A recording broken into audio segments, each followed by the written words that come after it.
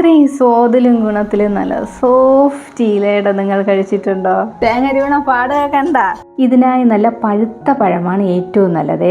ഞാനിവിടെ എടുത്തിരിക്കുന്നത് 3 നേന്ത്രപ്പഴം ചെറുതായി അരിഞ്ഞു മാറ്റി ഒരു പാത്രത്തിൽ 1 ഗ്ലാസ് വെള്ളത്തിൽ 200 ഗ്രാം ശർക്കര ചേർത്ത് ഉരുക്കിയതും 3/4 കപ്പ് തേങ്ങ കൈ കൊണ്ട് നല്ല തിരുമ്മി പാലുടയ്ക്കണേ, അതാണ് ഏറ്റവും സ്വാദ്. പാൻ ചൂടാകുമ്പോൾ അതിലേക്ക് 1 ടേബിൾ സ്പൂൺ നെയ്യ് ഒഴിച്ച് അരിഞ്ഞു വെച്ചേക്കുന്ന നേന്ത്രപ്പഴം നെയ്യിൽ വഴറ്റിയെടുത്ത് അതിലേക്ക് ശർക്കര പാനി ഒഴിച്ച് പഴം വേവിച്ച് ഉടച്ച് എടുക്കുക. ഇതിലേക്ക് 1 കപ്പ് അരിമാവും 1 ടേബിൾ സ്പൂൺ ഏലക്കപ്പൊടിയും ചേർത്ത് മിക്സ് ചെയ്ത് അടുപ്പ് നമുക്ക് ഓഫ് ചെയ്യാം. എന്താ മണമാണെന്നോ!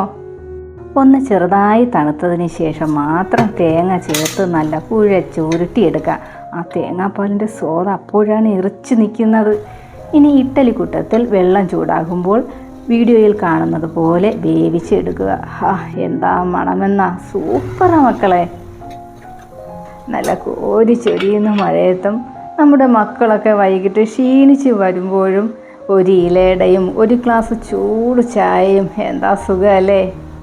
ഈ ഡയമണ്ട് ഇലയുടെ എല്ലാവരും ട്രൈ ചെയ്ത് നോക്കിയിട്ട് ഫീഡ്ബാക്ക് അറിയിക്കണേ.